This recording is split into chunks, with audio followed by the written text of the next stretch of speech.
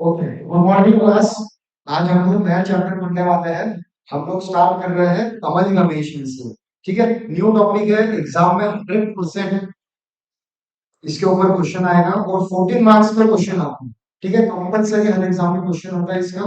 अच्छे से करते हैं इसको, कंसेप्चुअली पूरा समझते हैं, स्टार्ट करते हैं। ठीक है, अमलगमेशन पढ़ने से पहले हम कौन सा चैप्टर पढ़ के आए हैं बेटा? हम पढ़ के आए हैं रिकंस्ट्रक्शन। रिकंस्ट्रक्शन मतलब क्या देखा हमने रिकंस्ट्रक्शन में? रिकंस्ट्रक्शन में देखा, अगर कोई एक कंपनी है, फॉर एग्जांपल ए लिमिटेड। कौन सी कंपनी है बेटा? A limited. ये कंपनी अगर कंटिन्यूअसली लॉसेस इंकर कर रही है, तो फिर ये कंपनी को रिवाइव करने के लिए, चेंजेस करने के लिए कंपनी अपने अंदर ही क्या करती है बेटा? कुछ ना कुछ चेंजेस करती है और लास्ट में भी कंपनी किसी करने की कोशिश करती है, प्रॉफिट मेकिंग में। बट अगर हम इंटरनली खुद को रिकंस्ट्रक्ट नहीं कर पाते, तो हम लोग क्या करते हैं बेटा? फिर हम लोग एक्सटर्नल रिकंस्ट्रक्शन करते हैं। ये वाला क्या था? ये वाला था इंटरनल रिकंस्ट्रक्शन। Internal reconstruction. अभी हम लोग इस चैप्टर में क्या देखने वाले हैं? हम लोग इस चैप्टर में देखने वाले हैं external reconstruction. External reconstruction, external reconstruction जो होता है, एक्सटर्नल रिकंस्ट्रक्शन तीन टाइप से हो सकता है। ठीक है, यस। कौन से थ्री टाइप्स है उसके? पहला है अमलगमेशन। कौन सा है नाम? अमलगमेशन। जो चैप्टर का नाम भी है अमलगमेशन। ओके, अमलगमेशन के बाद दूसरा टाइप कौन सा है? एब्जॉर्प्शन। ठीक है, एब्जॉर्प्शन। और तीसरा क्या है? External reconstruction. ठीक है, अमलगमेशन, एब्जॉर्प्शन और एक्सटर्नल रिकंस्ट्रक्शन। अमलगमेशन का मतलब होता है जब दो या दो से ज्यादा कंपनीज मिलकर एक नई कंपनी बनाती है, तो उसको हम लोग बोलते हैं अमलगमेशन। मतलब ए लिमिटेड एक पुरानी कंपनी है, बी लिमिटेड एक दूसरी पुरानी कंपनी है। ठीक है, ये दोनों मिलकर क्या कर रहे हैं बेटा? ये दोनों मिलकर एक नई कंपनी बना रही है, फॉर एग्जाम्पल सी लिमिटेड। अच्छा, ये दोनों मिलेंगे क्यों? सुना होगा ना, एक और एक 11। तो दोनों मिलकर, दोनों के सेट्स जब साथ में मिलकर, दोनों मिलकर कुछ बड़ा करना है, तो ये लोग क्या करेंगे बेटा? ए लिमिटेड और बी लिमिटेड मिलकर क्या बनाएंगे? C limited. ठीक है, तो ये वाली कंपनी को मैं बोलूंगा old company, A limited. B limited को क्या बोलूंगा मैं? Old company. और इन्होंने ये सी सी लिमिटेड जो बनाई है, ये क्या है बेटा? New company. ये क्या है? New company. यस, एब्जॉर्प्शन में क्या होता है? एब्जॉर्प्शन में एक कंपनी दूसरे कंपनी को टेक ओवर कर लेती है। एक कंपनी दूसरे कंपनी को टेक ओवर कर लेती है, मतलब क्या? परचेज कर लेती है। जैसे अभी ये वाले एग्जाम्पल में ए लिमिटेड ने किसको परचेज किया? B limited. अच्छा, ये दोनों भी कंपनी जो ये एग्जिस्टिंग कंपनी ही होती है। मतलब एक एग्जिस्टिंग कंपनी दूसरी एग्जिस्टिंग कंपनी का बिजनेस पूरा का पूरा परचेज कर रही है, तो हम उसको क्या बोलेंगे? एब्सॉर्प्शन। हो सकता है बी लिमिटेड लॉस मेकिंग है, हो सकता है उसके पास उतनी सिनर्जी नहीं है, तो जब उसने ए लिमिटेड को परचेज कर लिया, ए लिमिटेड ने बी लिमिटेड को परचेज कर लिया, तो उस समय पे हो सकता है दोनों मिलकर अच्छा काम करें। ठीक है, और लास्ट वाला जो कैटेगरी है ना, लास्ट वाला कैटेगरी, ये होता है तुम्हारा रेसिडुअल कैटेगरी। कौन सा कैटेगरी बेटा? रेसिडुअल। मतलब इसके अलावा जो बाकी सारे अमेरिकन होते हैं, मतलब जैसे फॉर एग्जांपल एक कंपनी है ए लिमिटेड, ये परचेज कर रही है बी लिमिटेड को, और ये जो बी लिमिटेड है ये ओल्ड कंपनी, ठीक है, बट ये कंपनी है लॉस मेकिंग। कौन सी? बी लिमिटेड जो ओल्ड कंपनी है वो क्या है? Loss making. ये सोचिए मैं कुछ चेंजेस करूं, इससे अच्छा है ना ये कोई बड़े महाराज पंडित के पास जाते हैं, तो बोलते हैं कि बहुत लॉस हो गई, तो पंडित जी बोलते हैं काम करो, तुम ये कंपनी बंद करो और पूरी की पूरी नई कंपनी शुरू करो। तो इन्होंने ये जो नई कंपनी बनाई है, इसका नाम क्या दिया है? एबीबी। ठीक है, तो बेसिकली कंस्ट्रक्शन और एक्सटर्नल रिकंस्ट्रक्शन में थोड़ा ही फर्क है। इसमें ये जो दोनों कंपनी होती है, ये कैसी होती है बेटा? एग्जिस्टिंग कंपनीज होती है। और इसमें जो नई परचेज करने वाली कंपनी है, कौन सी कंपनी है? New company, new company. ठीक है, चाहे वो केस अमलगमेशन का हो, चाहे वो केस एब्जॉर्प्शन का हो, चाहे वो केस एक्सटर्नल रिकंस्ट्रक्शन का हो, तीनों भी केसेस में, तीनों भी केसेस में बेटा अकाउंटिंग इज सेम। अकाउंटिंग कैसी है तीनों भी केसेस में? सेम। ठीक है, अकाउंट मोबाइल प्लीज साइलेंट पे करना बेटा। अकाउंटिंग इज सेम, तीनों ही केसेस में अकाउंटिंग कैसी है बेटा, सेम। तो फर्क ही नहीं पड़ता कि वो केस अमलगमेशन का है, वो केस एब्सॉर्प्शन का है, या वो केस एक्सटर्नल रिकंस्ट्रक्शन का है। अमलगमेशन वाले सिर्फ चैप्टर का नाम अमलगमेशन है, इसमें हमको अमलगमेशन भी पढ़ना है, एब्सॉर्प्शन भी पढ़ना है, एक्सटर्नल रिकंस्ट्रक्शन भी पढ़ना है। तीनों ही केसेस हमको इसमें देखना है, और तीनों भी केसेस में हमको बेसिकली अकाउंटिंग तो तीनों भी केसेस की सिमिलर ही है, सेम है। हमारे कमीशन में क्या होगा बेटा, हमारे कमीशन में एक कंपनी, दो कंपनी मतलब बेसिकली ए लिमिटेड और बी लिमिटेड दोनों मिलकर क्या करते हैं, एक नई कंपनी बनाते हैं। हो सकता है दो कंपनी, दो से ज्यादा कंपनी हो, और वो सब मिलकर एक नई कंपनी बनाते हैं। एब्सॉर्प्शन में एक कंपनी दूसरी कंपनी को परचेज कर लेती है, और एक्सटर्नल रिकंस्ट्रक्शन में जो नई कंपनी बनती है वो एकदम न्यू होती है, कोई एग्जिस्टिंग नहीं होती है। ठीक है, I hope this is clear to everybody. Yes, okay. अब इसके बाद में हमने क्या देखा अभी, कि एक जो कंपनी है, कौन सी कंपनी है बेटा, ए लिमिटेड। ठीक है, ए लिमिटेड है, ये किसको परचेज कर रही है बेटा, ये परचेज कर रही है, फॉर एग्जांपल ये परचेज कर रही है बी लिमिटेड को। किसको परचेज कर रही है बेटा, बी लिमिटेड।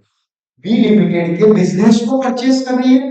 बी लिमिटेड के अगर बिजनेस को परचेज कर रही है, इसका मतलब क्या है, इसके असेट्स, इसके असेट्स एंड इसके जो लाइबिलिटीज है, वो अब पूरे के पूरे ट्रांसफर किसको हो जाएंगे, बेसिकली ए लिमिटेड,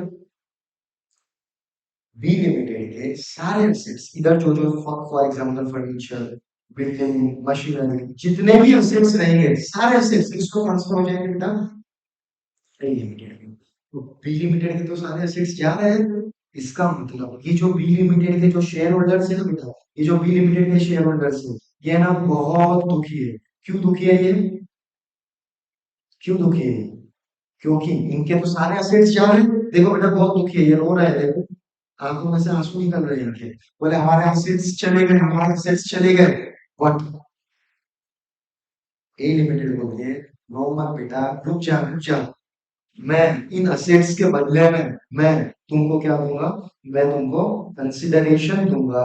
और कंसिडरेशन मतलब हो सकता है पैसे दे, हो सकता है शेयर्स दे, हो सकता है डिबेंचर्स दे, कोई भी एसेट किसको देंगे बेटा, जो बी लिमिटेड कंपनी है ना, जो बी लिमिटेड कंपनी है, जो पुरानी कंपनी है, उसके शेयर होल्डर्स को, उसके शेयर होल्डर्स को। क्यों उसके शेयर होल्डर्स को, बिकॉज बी लिमिटेड तो बंद हो गई ना बेटा, बी लिमिटेड कंपनी तो बंद हो गई। अब बी लिमिटेड के जो असेट्स एंड लायबिलिटीज ट्रांसफर हो गए किसको, ए लिमिटेड को। तो उस केस में बी लिमिटेड के शेयर होल्डर्स को क्या मिलेगा, बी लिमिटेड के शेयर होल्डर्स को कंसिडरेशन मिलेगा। और इस चैप्टर में उसको नाम देते हैं, टेक्निकल नाम देते हैं परचेज कंसिडरेशन। क्या नाम देते हैं बेटा, परचेज कंसिडरेशन।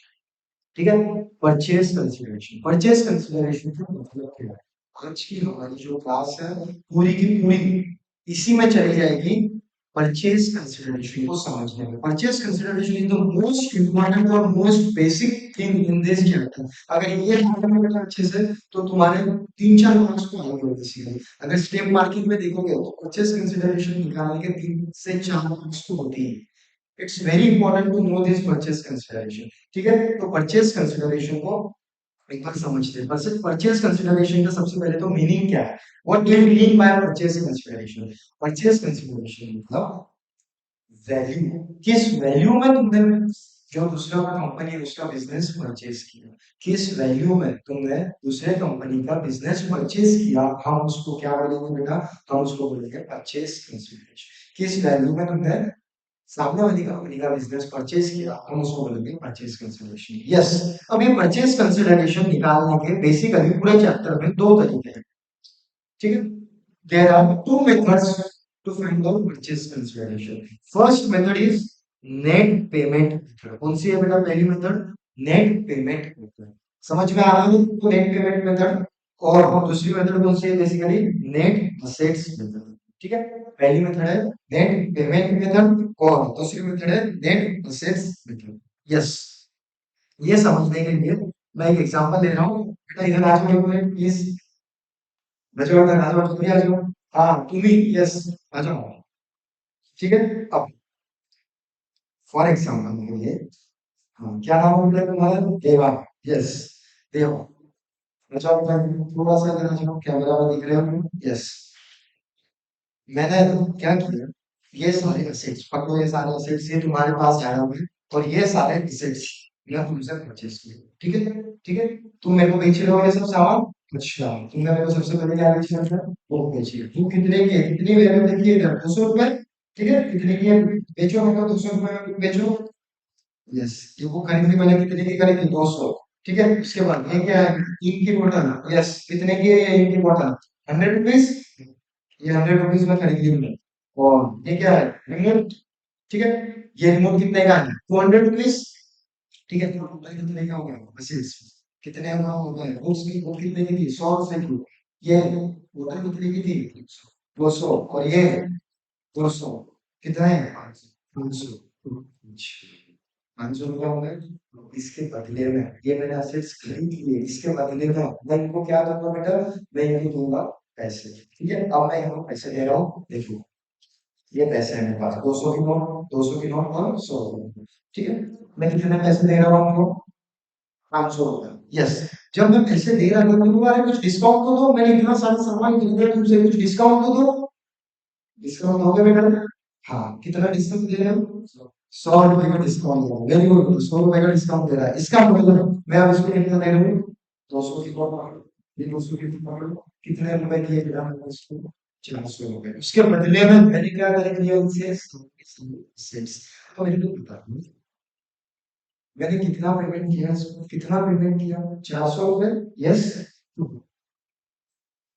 ये जो फर्स्ट मेथड है, मैं कौन सी मेथड बोला मैंने? First method, net payment method. इसमें क्या होता है, अगर मेरे को फॉर एग्जांपल तुमको बताना है कि मैंने ये सारे assets कितने में खरीदे, ये जानने के लिए तुम्हारे पास दो तरीके हैं बेसिकली। पहले तो तुम देख लो कि मैंने इसको कितने पैसे दिए। कितने पैसे दिए मैंने इसको?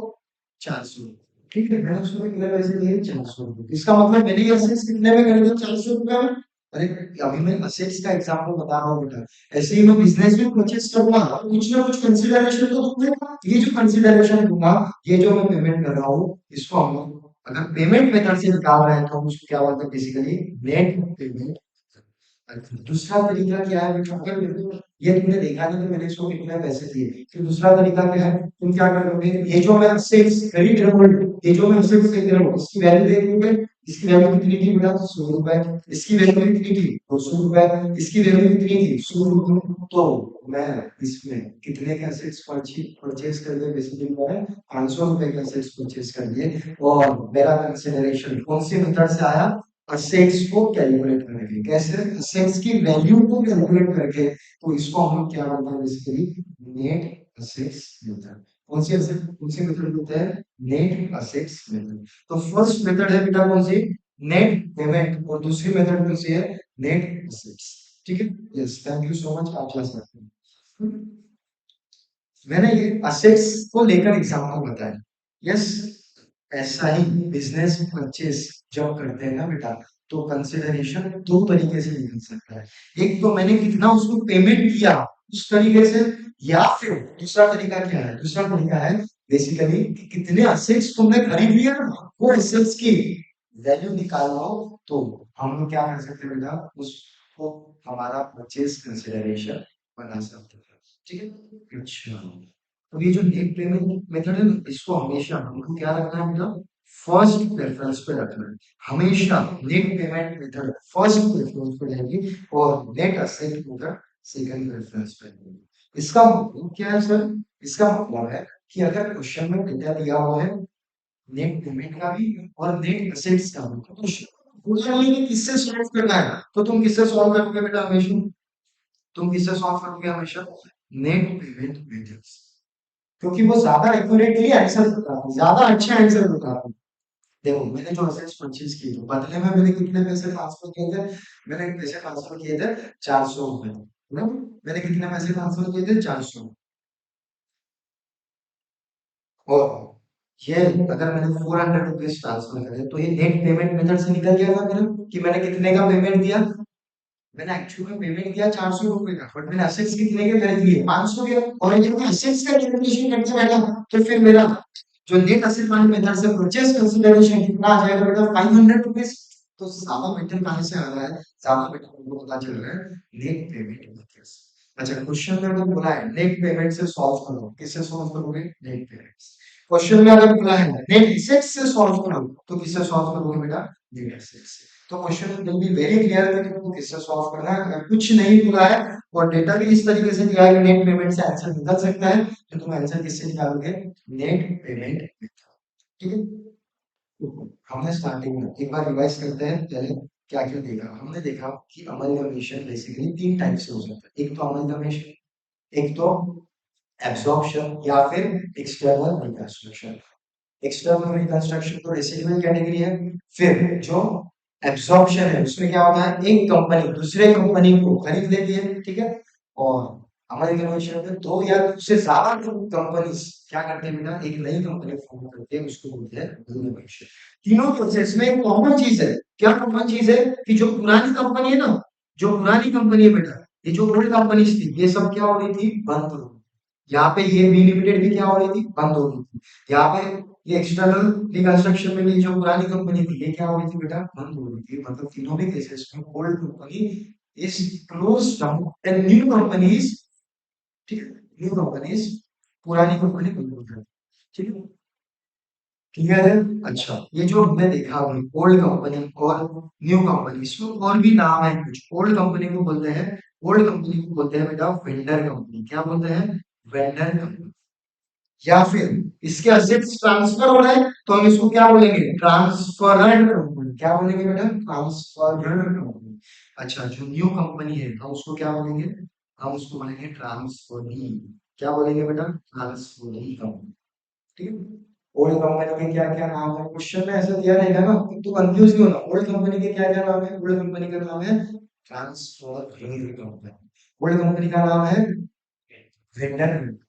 न्यू कंपनी का नाम क्या है, न्यू कंपनी को बोलते हैं ट्रांसफरी कंपनी। क्या बोलते हैं बेटा इसको, ट्रांसफरी कंपनी, ठीक है। ये तो ठीक है। उसके बाद हम लोग मेन जो पार्ट है उसके ऊपर आ गए। चैप्टर में सबसे मेन चीज क्या है, परचेज कंसीडरेशन। परचेज कंसीडरेशन का मैंने एक एग्जांपल दिया, समझ में आया तुम्हारे एग्जांपल बेटा, समझ में आया, ओके चलो ठीक है। परचेज कंसीडरेशन का मीनिंग क्या है, परचेज कंसीडरेशन का मीनिंग है, purchase consideration is the value at which the new company purchases the business of old company। किस वैल्यू में तुमने बिजनेस परचेज किया पुरानी कंपनी का, हम उसको क्या बोलते हैं बेटा, परचेज कंसीडरेशन। अच्छा, वो वैल्यू कितने मेथड से निकलती है, दो मेथड से। पहली मेथड कौन सी है, नेट पेमेंट मेथड। दूसरी मेथड कौन सी है, नेट असेट्स मेथड। पहला प्रेफरेंस हमेशा किसको देना है, net payment method. Net payment method का मीनिंग क्या है, कि कितना पेमेंट तुमने किया है, किसको, share holders of old company, share holders को, वेंडर कंपनी, कितना पेमेंट तुमने दिया है। अच्छा, वो पेमेंट तुम कैसे डिस्चार्ज कर सकते हो, that can be discharge through shares, that can be discharge through cash, that can be discharge through debentures, या एनी अदर। तुम किस कोई भी मोड ऑफ पेमेंट में दे सकते हो, किसको, share holders of old company. ये मैंने यहाँ पे एकदम क्लियर कर दिया था। ये बी लिमिटेड कंपनी तो पूरी बंद हो जाती है, फिर ये शेयर होल्डर्स होते हैं बेचारे, तो पेमेंट किसको देते हैं, शेयर होल्डर्स को चोक करने के लिए। रख लो तुम्हारा पैसा, तुम्हारे एसेट सब किसके हो गए, हमारे कंपनी के हो गए। तो हम ये जो पेमेंट, ये जो परचेज कंसिडरेशन किसको देते हैं बेटा, शेयर होल्डर्स, ठीक है, शेयर होल्डर्स को पेमेंट। ये हो गई नेट पेमेंट मेथड। एक बार मैं इसका फॉर्मेट बता रहा हूँ कि इसका फॉर्मेट कैसा होता है। तो हम लोग इसमें ना चार कॉलम का टेबल बनाते हैं बेसिकली। फर्स्ट कॉलम होता है पेमेंट, क्या होता है बेटा, पेमेंट किसको पेमेंट कर, ठीक है। नेक्स्ट होता है पेमेंट इन, पेमेंट इन मतलब किस मोड ऑफ पेमेंट से पेमेंट कर रहे हैं। फिर तीसरा कॉलम होता है उसमें वर्किंग, और चौथा कॉलम होता है उसमें अमाउंट, ठीक है। पेमेंट को अभी अभी मैंने बताया, पेमेंट किसको करना है, पेमेंट करना है शेयर होल्डर्स को। हो सकता है वो मेरे इक्विटी शेयर होल्डर्स है, हो सकता है वो मेरे प्रेफरेंस शेयर होल्डर्स है, दोनों को भी पेमेंट कर सकते हो। किसका, परचेज कंसिडरेशन, क्योंकि तुम उन्हीं का बिजनेस परचेज कर रहे हो, तुम उन्हीं का बिजनेस परचेज कर रहे हो। अच्छा, अगर मैं पेमेंट कराऊं डिवेंचर होल्डर्स, पुरानी कंपनी के कुछ डिवेंचर होल्डर्स है, उनको मैं कैश दे रहा हूँ, क्या वो, बेटा प्लीज इतना टाइम क्या वो हम जो पेमेंट कर रहे हैं किसको पेमेंट कर रहे हैं बेटा प्लीज ध्यान दो हाँ किसको पेमेंट कर रहे हैं हम लोग डिवेंचर होल्डर्स को पेमेंट कर रहे हैं डिवेंचर होल्डर्स को जो पेमेंट कर रहे हैं क्या वो पेमेंट तुम्हारा परचेज कंसिडरेशन में आएगा क्या वो पेमेंट तुम्हारा परचेज कंसिडरेशन में आएगा बिल्कुल भी नहीं क्योंकि क्या डिवेंचर होल्डर्स तुम्हारे ओनर्स होते हैं बेटा debenture holders are not the owner of the company इसलिए हम उनको कुछ भी पेमेंट कर रहे हैं तो हम मान लो कि उनको लायबिलिटी डिस्चार्ज कर रहे हैं उस कंपनी की लायबिलिटी डिस्चार्ज कर रहे हैं तो डिवेंचर होल्डर्स को जो पेमेंट जाता है that does not come under the purchase consideration तो पेमेंट किसको जाना चाहिए एक तो जाना चाहिए इक्विटी शेयर होल्डर्स को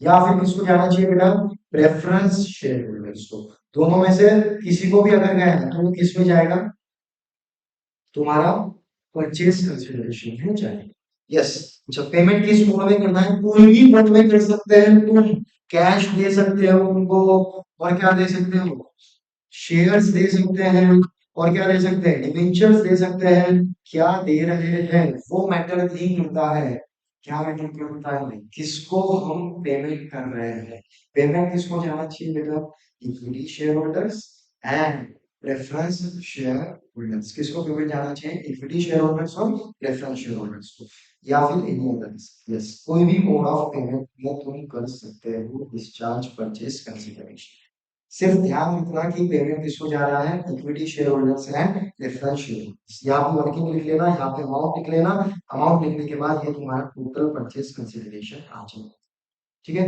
I think this is very clear thank you very much yes ये कौन सी मेथड होगी बेटा ये मेथड होगी तुम्हारी नेट अब इसके बाद हम लोग दूसरी मेथड का देख रहे हैं फॉर्मूला फॉर्मूला का क्या होगा एकदम कॉमन सेंस में आ जाएगा वो भी क्या है net assets method net assets method मैंने क्या बोला ये सारे असेट्स लिए थे ये सारे असेट्स की मैं क्या करूंगा एक एक की वैल्यू देखूंगा ये कितने में लिया ये कितने में लिया ये कितने में लिया और सारे असेट्स जो मैंने असेट्स लिए sundry assets sundry assets taken जो असेट्स बनेंगे असेट्स के साथ साथ क्या आएगा बेटा असेट्स के साथ साथ लायबिलिटीज भी आएगी तो मैं इसमें क्या कर दूंगा लायबिलिटीज को लेस कर दूंगा तो लायबिलिटीज इसमें से लेस कर देना है लायबिलिटीज टेकन ठीक है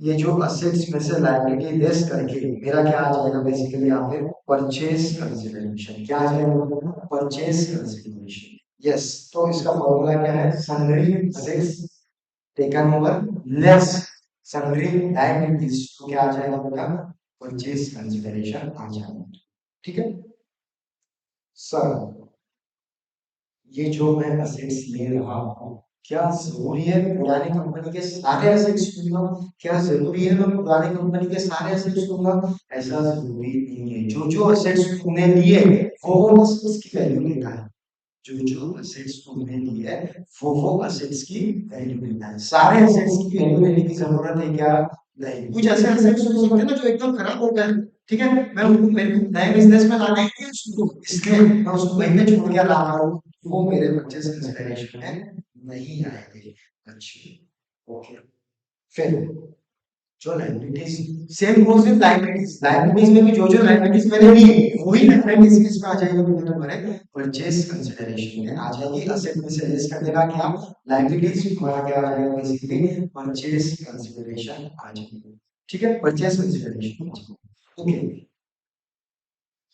एक और चीज जैसे मैंने असेट्स कौन से लिया फॉर एग्जांपल मैंने असेट्स लिया फर्नीचर लिया है फिर मैंने लिया बिल्डिंग फिर मैंने लिया एक असेट मशीनरी ठीक है ये मैंने असेट्स लिए हैं इसकी जो टेकन ओवर वैल्यू है इसकी जो टेकन ओवर वैल्यू है इसकी है 5 लाख इसकी है बिल्डिंग की है 10 लाख ठीक एग्जांपल दे रहा हूँ और मशीनरी की है अच्छा टोटल मैंने कितने में असेट्स लिए हैं पूरे टोटल कितने में ले लिया फॉर एग्जांपल लायबिलिटीज कुछ एग्जांपल अब इनकी जो बुक वैल्यू थी फर्नीचर की जो बुक वैल्यू यहाँ पे लिख रहा हूँ बुक वैल्यू फर्नीचर की जो बुक वैल्यू थी वो थी मान फर्नीचर की बुक वैल्यू थी 7 लाख ठीक है बिल्डिंग की बुक वैल्यू थी 12 लाख और मशीनरी की बुक वैल्यू थी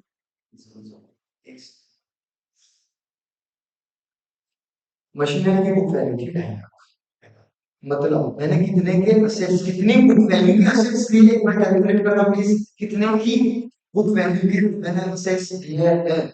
यस, कितने की बुक वैल्यू के मैंने असेट्स लिए हैं, कितना बोल रहे हैं बेटा? 21,50,000 बोल रहे हैं। हाँ, 21,50,000 के असेट्स लिए मैंने। अच्छा, मैंने कितने में लिए वो असेट्स? सिर्फ और सिर्फ 12 लाख में। तो यहाँ पे जो मेरे को असेट्स की वैल्यू लेना है, यहाँ पे जो असेट्स की वैल्यू लेना है, वो मेरे को 21,50,000 देना है कि 12 लाख लेना है? बता, कौन सी वैल्यू में जो मैंने वो असेट्स लिए हैं वो वैल्यू लेना है। क्योंकि मेरे को पता है ना, मैंने ये असेट कितने में लिया, भले ही इसकी वैल्यू कितनी भी हो, मैंने ये असेट जितनी वैल्यू में लिया है वो मेरा किस में है? परचेज कंसिडरेशन है। ठीक है, तो assets and liabilities are always recorded and taken over value। किसके ऊपर रिकॉर्ड करते हैं उसको? Taken over. ठीक है, टेकन ओवर value। मतलब तुम्हारे परचेज कंसिडरेशन में कितने क्या आएगा बेटा? मैं ये सारी चीजें लिखूंगा। ठीक है, तो अभी लिखने में नहीं, कंसेप्चुअल समझने में फोकस करो। ठीक है, लिख तो लास्ट में हम सारी चीजें लिख लेंगे, अभी तुम सिर्फ समझने की कोशिश करो। अच्छा, कौन सी दो मेथड्स पढ़नी है? पहली मेथड कौन सी पढ़ेंगे? Net payment method. दूसरी मेथड उसको लिखना है net sales method. Net payment method में हम लोग कैसे कैलकुलेट करते हैं? कितना पेमेंट डिस्चार्ज किया, अच्छा किसको किया discharge? Equity share holders and preference share holders. अच्छा, उनको हम क्या दे सकते हैं? कुछ भी दे सकते हैं, शेयर्स दे सकते हैं, डिबेंचर्स दे सकते हैं, कैश दे सकते हैं, या फिर कोई भी असेट दे सकते हैं, कोई भी असेट दे सकते हैं। यस, और नेट असेट मेथड में क्या होता है? बेसिकली परचेस कंसिडरेशन निकालना होता है ये असेट्स की वैल्यू को देखकर। ये जितने मैंने असेट्स लिए उसकी मैंने क्या वैल्यू निकाली है, वो वैल्यू को देखकर मेरे को नेट असेट से कंसिडरेशन आ जाए। ठीक है, एक एग्जांपल के थ्रू और समझते हैं अच्छे से इसको। एग्जांपल लिख रहा हूं मैं, ठीक है, तुम लोग इसको बाद में कॉपी कर लेना। पहले मैं एग्जांपल लिख रहा हूँ। यस, ए लिमिटेड। दोनों मेथड का साथ में हम लोग एग्जांपल देख लेंगे, दोनों मेथड में जो डिफरेंस है वो अच्छे से क्लियर हो जाएगा। ठीक है, A limited the business of B limited and the purchase consideration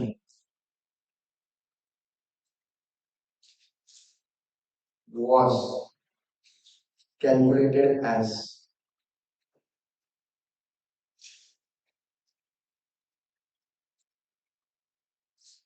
equity shares of rupees 5 lakhs, cash given to shareholders rupees 3 lakhs, cash given to shareholders rupees कितनी है बेटा? 3 lakhs। yes, and preference shares issued to preference shareholders of preference shareholders of B Limited rupees 2 lakhs. Okay, A Limited took over the following assets and liabilities।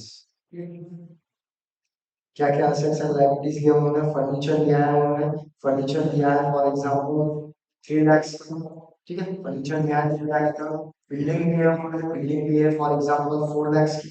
ठीक है, उसके बाद उन्होंने लिया है मशीनरी, मशीनरी ली है 2 लाख की। ठीक है, फिर उन्होंने लिया है क्रेडिटर्स, लायबिलिटी क्रेडिटर्स थे 1,50,000 के, और बैंक लोन, बैंक लोन था 2.5 लाख। ठीक है, क्वेश्चन क्या बोल रहा है? Calculate PC, calculate PC. ठीक है, अच्छा तुम लोग अभी एग्जांपल मत लिखो, हम लोग पहले इसको डिस्कस कर लेते हैं, उसके बाद में मैं लिखने के लिए अलग से टाइम दूंगा। ठीक है, यस, ओके, आई होप ये तुमको दिख रहा है। यस, हाँ, क्वेश्चन क्या है? A Limited took over the business of B Limited and the purchase consideration was calculated as follows। क्या क्या दिया बेटा? इक्विटी शेयर्स दिए, कितने के इक्विटी शेयर्स दिए? 5 लाख के। कैश दिया है शेयर होल्डर्स को, इक्विटी शेयर होल्डर्स को कैश दिया है, या इक्विटी शेयर होल्डर्स को ही कैश दिया है। इक्विटी शेयर होल्डर्स को कैश कितना दिया है? Basically 3 lakh. Preference share holders को शेयर इशू किए कितने के? 2 लाख के। ठीक है। और ये सारे असेट्स और लायबिलिटीज, मैंने बिजनेस परचेज किया मतलब मैंने असेट्स एंड लायबिलिटीज एक्वायर कर लिए। ठीक है। और ये असेट्स एंड लायबिलिटीज की थी। अब मेरे को परचेज कंसीडरेशन निकालना है। सबसे पहले मैं कौन से मेथड से निकालूंगा? सबसे पहले मैं निकाल रहा हूँ नेट पेमेंट मेथड। कौन से मेथड से निकाल रहा हूँ बेटा? Net payment. ठीक है। क्या निकाल रहा हूँ मैं? परचेज कंसीडरेशन निकाल रहा हूँ by net payment. Yes, net payment method का फॉर्मेट। सबसे पहले क्या लिखेंगे हम लोग? Payment to. क्या लिखेंगे बेटा? Payment to. किसको पेमेंट कर रहे हैं? नेक्स्ट लिखेंगे हम लोग पेमेंट इन। पेमेंट इन मतलब कैश दे रहे हैं, शेयर्स दे रहे हैं, क्या दे रहे हैं। फिर उसके बाद हम लोग लिखेंगे उसमें बुकिंग। और फिर लास्ट में लिखेंगे हम लोग, फिर लास्ट में लिखेंगे हम लोग यस पेमेंट टू। हम लोग किसको पेमेंट कर रहे हैं अभी? तो इक्विटी शेयर होल्डर्स को। किसको पेमेंट कर रहे हैं? इक्विटी शेयर होल्डर्स को। यस, क्या पेमेंट कर रहे हैं उनको? क्या दे रहे हैं हम लोग? बेसिकली शेयर्स दे रहे हैं। यस, शेयर्स दे रहे हैं, इक्विटी शेयर्स दे रहे हैं। कितने के शेयर्स दे रहे हैं हम लोग उनको? हम लोग उनको शेयर्स दे रहे हैं 5 लाख से। यस, 5 लाख के शेयर्स दे रहे हैं। अमाउंट में धंधा कहाँ जाएगा? वर्किंग में कुछ नहीं है यहाँ पे तो। यस, उसके बाद में हम शेयर होल्डर्स को और क्या दे रहे हैं? कैश दे रहे हैं। कितनी कैश दे रहे हैं? यस, इक्विटी शेयर होल्डर्स को हम लोग कैश दे रहे हैं। कितने की कैश दे रहे हैं बेटा? 3 लाख। अच्छा, इसके बाद में प्रेफरेंस शेयर होल्डर्स को क्या मिल रहा है? प्रेफरेंस शेयर होल्डर्स को प्रेफरेंस शेयर्स मिल रहा है। कितने के शेयर प्रेफरेंस शेयर्स मिल रहे हैं? 2 लाख के। अच्छा, प्रेफरेंस शेयर होल्डर्स को पेमेंट जा रहा है, क्या वो मेरा परचेज कंसिडरेशन में आएगा? यस, 100% परचेज कंसिडरेशन में आएगा, because they are also the owners of the company. तो मैं अभी पेमेंट किसको कर रहा हूँ? प्रेफरेंस शेयर होल्डर्स को। ठीक है। प्रेफरेंस शेयर होल्डर्स को क्या दे रहा हूँ बेटा? प्रेफरेंस शेयर्स दे रहा हूँ। यस, कितने के वैल्यू के प्रेफरेंस शेयर्स दे रहा हूँ मैं उनको? उनको मैं दे रहा हूँ 2 लाख के प्रेफरेंस शेयर्स। इसका मतलब मेरा टोटल ईसी कितना आ गया? टोटल परचेज कंसिडरेशन कितना आ गया? टोटल परचेज कंसिडरेशन आ गया 10 लाख। कितना आ गया परचेज कंसिडरेशन? 10 लाख।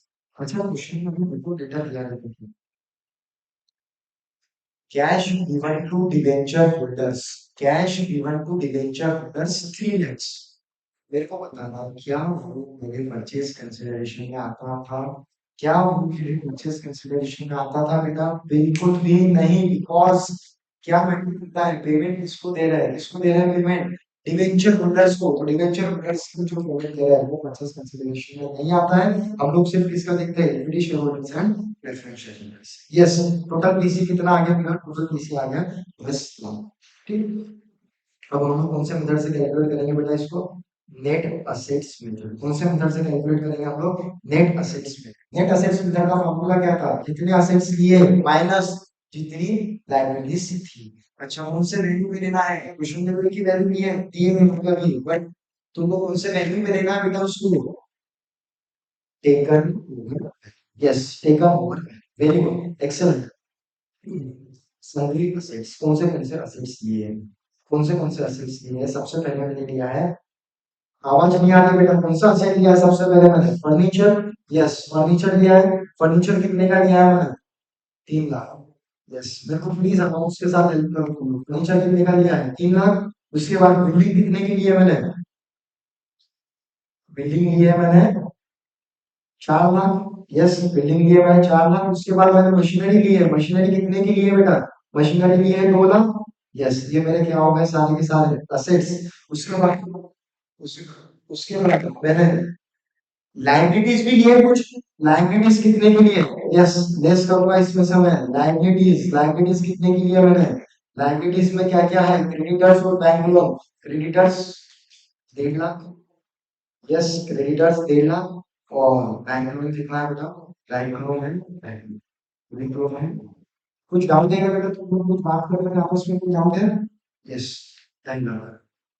ओके, तो मेरा टोटल परचेज कंसिडरेशन कितना आ गया? मैंने क्या किया बेटा? असेट्स में से क्या माइनस किया? लायबिलिटीज। यस, टोटल असेट्स की वैल्यू कितनी आ रही है? कैलकुलेटर पे 7 + 2 9 lakhs। 9 में से कितना माइनस कर दिया मैंने? 4 lakhs। तो कितना आ गया मेरा? 9 - 4 कितना? पीसी कितने का आना टोटल परचेज कंसीडरेशन 5 years। कौन सी मेथड से कैलकुलेट किया मैंने net assets method. Net assets method में क्या लेना है जितने असेट्स दिए वो लेना है माइनस क्या करना है उसमें से लायबिलिटीज।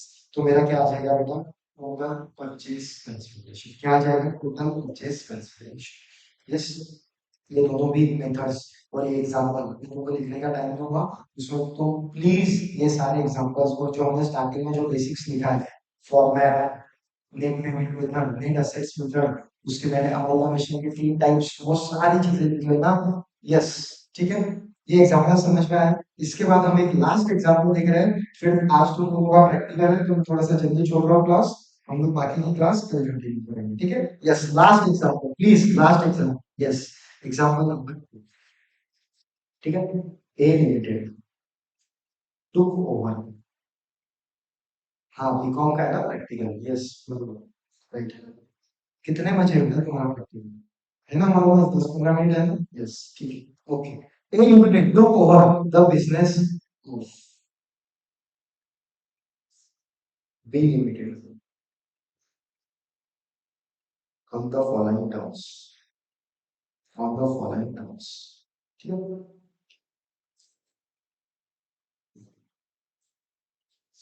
कौन परचेज कर रहा है business A Limited, very good. A Limited कौन बन गया? A Limited is new company. A Limited is transferring.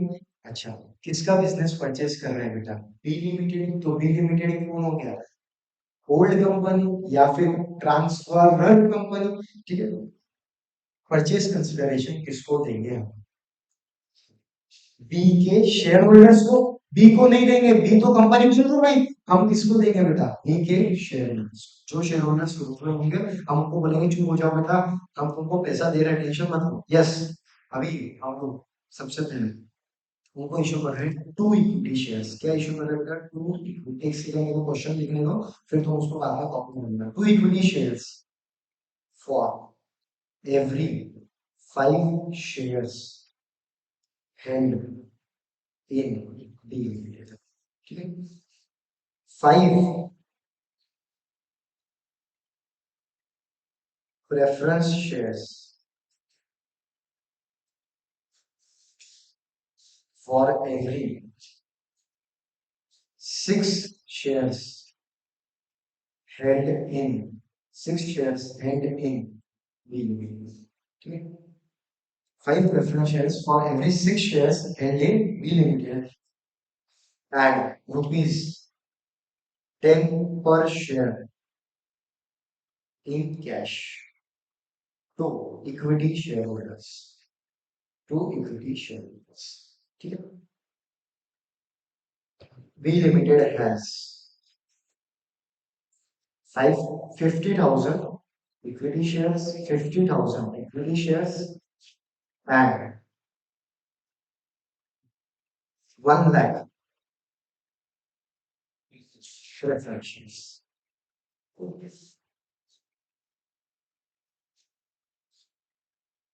Value of share of A Limited is equal to rupees. क्या बोल रहा है क्वेश्चन कैलकुलेट पीसी। क्या बोल रहा है क्वेश्चन कैलकुलेट पीसी ठीक। कैलकुलेट परचेज कंसिडरेशन मेरे को बताना ये जो क्वेश्चन है ये वाला जो क्वेश्चन है इसमें डेटा इसमें जो डेटा दिया हुआ है ये डेटा से हम लोग नेट पेमेंट से आंसर निकाल पाएंगे या फिर नेट असेट्स से आंसर निकाल पाएंगे। कौन से मेथड से आंसर निकाल पाएंगे? नेट पेमेंट मेथड से। वेरी गुड बेटा। क्यों net payment method because assets की तो डेटा दिया ही नहीं ना कि कितने असेट्स लिए और कितने में लिए सब डेटा दिया है क्या। तो हम लोग असेट्स से कैसे कैलकुलेट कर सकते हैं हम लोग किससे कैलकुलेट करेंगे बेटा हम लोग जो परचेज कंसीडरेशन है वो कैलकुलेट करेंगे हम लोग net payment method. Net payment method का फॉर्मूला क्या है ठीक है। नेट पेमेंट मेथड का हम लोग टेबल बना लेते हैं। नेट पेमेंट मेथड यस मैं आंसर लिख रहा हूँ नेट पेमेंट ठीक है। इसमें हम लोग 4 कॉलम बनाते हैं। सबसे पहले पेमेंट टू पेमेंट उसके बाद अगला कॉलम पेमेंट इन ठीक है। उसके बाद वर्किंग्स और लास्ट में क्या बनाते हैं बेटा लास्ट में बनाते हैं ठीक। पेमेंट किसको कर रहे हैं पेमेंट कर रहे हैं बी लिमिटेड के शेयर होल्डर्स को। अच्छा मैं तुमको पहले एक काम करता हूँ, एक ड्राइंग बना के दिखाता हूँ बेसिकली, तो और ज्यादा क्लियर होगा। ठीक है, ए लिमिटेड है और ये क्या है, एक सेकंड प्लीज, बी लिमिटेड। ठीक है, ओके, कौन किसको परचेज कर रहा है, ए लिमिटेड परचेज कर रहा है बी लिमिटेड को। मतलब ए लिमिटेड हो गई मेरी न्यू कंपनी, बी लिमिटेड हो गई ओल्ड कंपनी। किसके असेट्स एंड लायबिलिटीज ट्रांसफर हो रहे हैं, किसके असेट्स एंड लायबिलिटीज ट्रांसफर हो रहे हैं बेटा, एक सेकंड, किसके असेट्स एंड लायबिलिटीज ट्रांसफर हो रहे हैं, बी लिमिटेड के असेट्स एंड लायबिलिटीज ट्रांसफर हो रहे हैं। यस, अच्छा उसके बदले में ए लिमिटेड क्या दे रहा है, उसके बदले में ए लिमिटेड इसके शेयर होल्डर्स को, इसके शेयर होल्डर्स को क्या दे रहा है बेटा, इसके शेयर होल्डर्स को दे रहा है shares and cash, shares and cash दे रहा है बेसिकली। इसको हम लोग क्या बोलते हैं, परचेज कंसिडरेशन, वही परचेज कंसिडरेशन हम लोग ऊपर कैलकुलेट कर रहे हैं। यस, तो payment to equity share holders. अब ध्यान देना प्लीज, ये समझ लेना क्वेश्चन ऐसे ही आते हैं एग्जाम में। क्या दे रहे हैं सबसे पहले, इक्विटी शेयर होल्डर्स को हम लोग दे रहे हैं इक्विटी शेयर्स। क्या दे रहे हैं बेटा, इक्विटी शेयर्स। यस, कितने शेयर दे रहे हैं, कितने शेयर दे रहे हैं, क्वेश्चन ध्यान से पढ़ना, कितने शेयर दे रहे हैं, two equity shares for every 5 share held in B limited. B limited आप कितने शेयर्स दिए इक्विटी शेयर्स, 50,000। ठीक है, 50,000, और हम लोग हर 5 के बदले कितने शेयर्स दे रहे हैं, हर 5 के बदले 2 शेयर्स दे रहे हैं। मतलब मैं क्या लिखूंगा इधर, वर्किंग्स में लिखूंगा मैं 50,000 डिवाइडेड बाय हर 5 के बदले 2, मतलब डिवाइडेड बाय 5 मल्टीप्लाई बाय 2, कितने शेयर्स आ रहे हैं तुम्हारे, कितने शेयर्स आ रहे हैं। यस प्लीज, 20,000 शेयर्स, 20,000 शेयर्स आ रहे हैं, मेरे को पता है ये तो नंबर ऑफ शेयर्स हो गए। कितने में हम शेयर्स खरीद रहे हैं, कितने में हम लोग शेयर्स बिजनेस परचेज कर रहे हैं, उसकी वैल्यू क्या लेना है, किसी को 10 रुपीज, तो 20,000 इंटू 10 कितना आ गया बताइए, जो, ठीक है।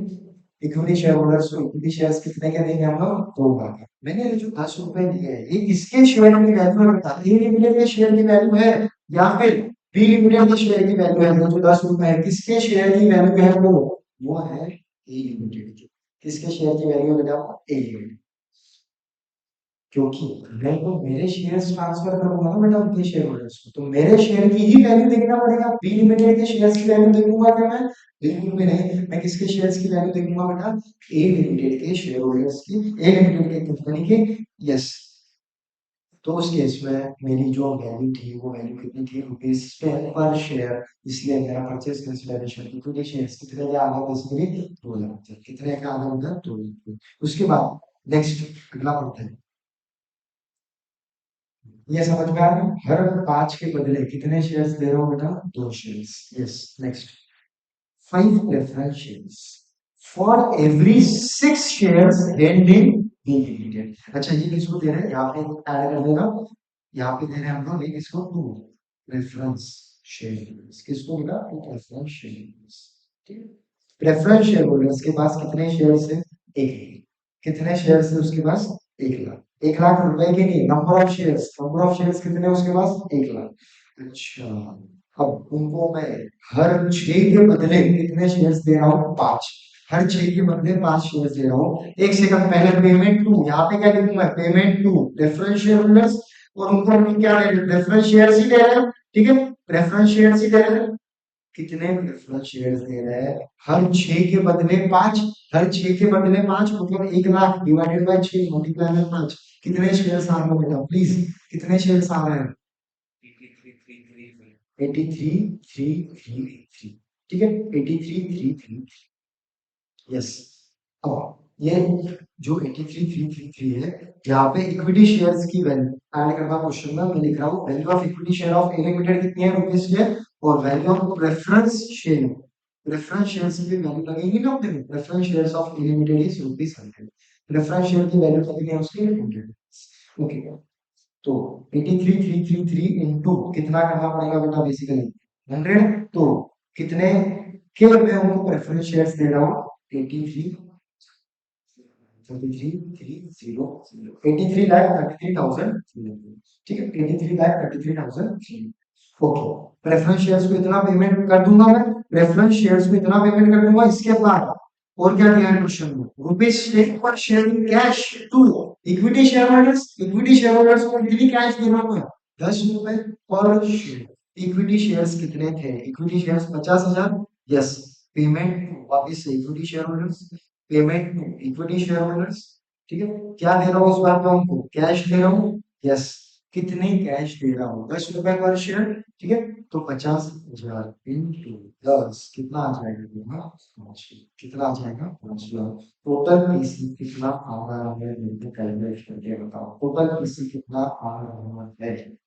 यस, कितना आ रहा है बेटा, 5 लाख प्लस 2 लाख प्लस 83 का होगा, 300, 83 लाख 33,300 कितना आ रहा है,